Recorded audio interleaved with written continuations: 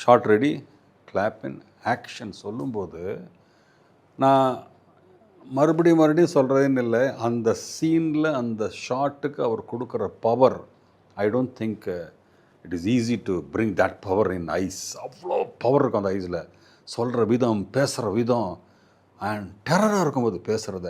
It was not ஒரு இது வரைக்கும் ரஜினி சாரோட படங்கள் நானும் பண்ணிட்டேன். இந்த படத்தில் இந்த கேரக்டருக்கு வேறு மாதிரி ஒரு லுக்கு, வேறு மாதிரி ஒரு ஃபீல், ஃபுல் இன்டென்சிட்டியோட பேசுகிறது.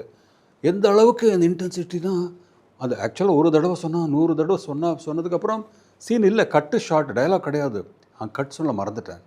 அப்படியே பார்த்துட்டு இதோ வரும் அவர் பாட்டு என்ன சொன்னேன், அந்த ப்ளூ அங்கே அப்படியே ஃபுல் இன்டென்சிட்டியில் பாடியெல்லாம் ஷேக், கண்ணெல்லாம் it is wet, it is full of intensity and power. அப்படியே கட் சொன்னேன், ஹோல் செட்டு கிளாப் அடிச்சிட்டாங்க. They knew something different was there in that scene, something powerful. அந்த கிளாப்ஸ் விட்டுனா அவர் கொஞ்ச நேரம் அப்படியே குவைட்டாக இருந்துட்டார். ஓகே அப்படின்னாரு, ஸ்டாண்டர்ட் அப்படின்னா நான் கலங்கிடுது எனக்கு, ஏன்னா அவ்வளோ பர்ஃபார்மன்ஸ் அது.